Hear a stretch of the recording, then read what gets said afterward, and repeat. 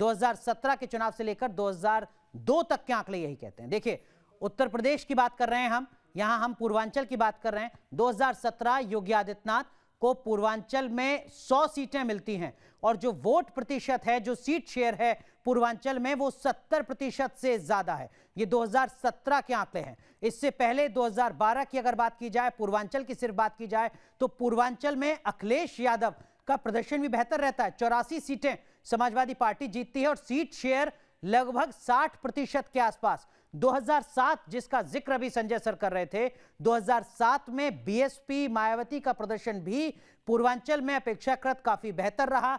77 सीटें यहां पर बीएसपी जीतती है और 54% से ज्यादा का वोट शेयर यहां नजर आता है। 2002 में समाजवादी पार्टी का प्रदर्शन भी अगर आप देखें तो 56 सीटें पूर्वांचल में मिली थीं, 40% के आसपास सीट शेयर था और इसका सीधा मतलब यह था कि समाजवादी पार्टी तब 2002 में सत्ता में आई थी। तो जो भी पॉलिटिकल पार्टी उत्तर प्रदेश में सत्ता में आया वो पूर्वांचल के रास्ते ही आया। संजय सर, क्या इसका मतलब यह भी निकाला जाए कि पश्चिमी उत्तर प्रदेश में जिस तरीके के हालात पिछले कुछ सालों में रहे हैं, खासकर किसानों के प्रोटेस्ट के मद्देनजर, भारतीय जनता पार्टी के लिए पूर्वांचल ज्यादा जरूरी हो गया है?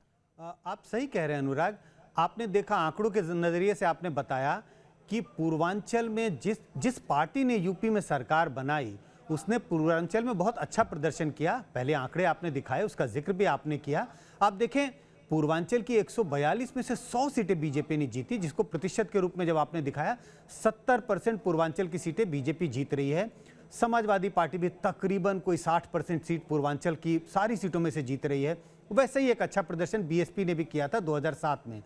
अब इन चुनाव में, आने वाले चुनाव में, 2022 के चुनाव में बीजेपी के लिए महत्वपूर्ण हो गया है कि न वो अपने सिर्फ 2017 के प्रदर्शन को पूर्वांचल में रिपीट करें, बल्कि उससे बेहतर करने की जरूरत होगी। और क्यों बेहतर करने की जरूरत होगी, जिसका जिक्र अभी आपने किया अनुराग। पश्चिमी उत्तर प्रदेश में 44 सीटें हैं और बीजेपी ने जबरदस्त प्रदर्शन किया था 2017 के चुनाव में। वोटों के लिहाज से जब हम देखेंगे तो देखेंगे करीब करीब 45% वोट बीजेपी को आया था इस इलाके में और जबरदस्त प्रदर्शन था। जिस तरह से किसानों का आंदोलन चल रहा है पिछले दिनों, किसान नाराज दिखते हैं, जाट समुदाय के वोटर जिन्होंने बीजेपी को जबरदस्त वोट किया था। आप 2017 की बात कर लें, 2019 का लोकसभा की बात कर लें, इन सारे चुनाव में जाट वोट बीजेपी को एकमुश्त मिला था। आंकड़ों के नजरिए से अगर बताने की कोशिश करें तो तकरीबन 70 से 75% जाट वोट इन्हें मिला।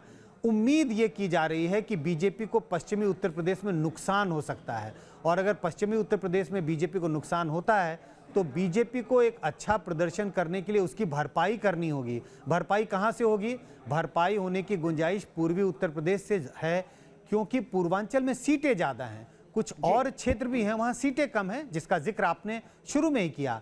इसी के लिए ज़रूरी है कि बीजेपी पूर्वांचल में पिछली बार की तुलना से भी अच्छा प्रदर्शन करे। और ये सब जो कवायद हो रही है, प्रधानमंत्री जा रहे हैं, योगी आदित्यनाथ हैं, आपने गृह मंत्री का जिक्र किया, सबकी नज़र है पूर्वांचल पर और उसकी वजह बहुत साफ है, 142 सीटें। ठीक है संजय सर, इसी से जुड़ा एक और सवाल सर, अगर आप समझा सकें अगले आंकड़े पर जाने से पहले, क्या आपको लगता है कि जो पूर्वांचल का मतदाता है वो अपेक्षाकृत कंफ्यूज नहीं है, वो फोकस्ड है? अगर 70% सीटें अकेले भारतीय जनता पार्टी को मिलती हैं पूर्वांचल में, तो मतदाता के जहन में ये क्लियर है कि उसको किसको चुनना है, तब जबकि पूर्वांचल में बड़े राजनीतिक दलों के साथ साथ कई छोटे राजनीतिक दल भी हैं। देखिए, ये कह पाना तो बड़ा मुश्किल है कि पूर्वांचल के वोटर एकदम उन्होंने मन बना लिया है। छोटे छोटे दल हैं, गठबंधन की अहमियत है यूपी की राजनीति में और यूपी, पूर्वांचल भी यूपी का हिस्सा है। जो 4 बड़ी पार्टियां हैं यूपी की राजनीति में, समाजवादी पार्टी, कांग्रेस, बीएसपी और बीजेपी, इन चारों पार्टियों का आपस में कोई गठजोड़ नहीं है। तो अगर आपस में गठजोड़ नहीं है तो इन सारी पार्टियों की ये उम्मीद है और उनकी कोशिश है छोटी छोटी पार्टियों से गठबंधन करें और छोटी छोटी पार्टियों से गठबंधन कर वो अपना सामाजिक जो उनका आधार है, जो इलेक्टोरल बेस है, उसको बढ़ाना चाहते हैं, उसका विस्तार करना चाहते हैं। तो जो भी पार्टी छोटी छोटी पार्टियों के साथ गठबंधन करेगी उसका उसको लाभ हो सकता है। अगर पूर्वांचल को के मतदाताओं के नज़रिए से देखें तो ये वो इलाका है जहां पर मुस्लिम मतदाताओं की तादाद ज़्यादा है, यादव मतदाताओं की तादाद ज़्यादा है। तो हर पार्टी ये कोशिश कर रही है कि कुछ गठबंधन की जाए छोटे छोटे दलों से। और ये छोटे दल कैसे हैं? जो छोटे छोटे जातियों समूहों का प्रतिनिधित्व करते हैं। जिस पार्टी को सफलता मिलेगी इन समुदाय के साथ, इन दलों के साथ गठबंधन करने में, उसके पूर्वांचल में अच्छा प्रदर्शन करने की गुंजाइश ज्यादा रहेगी।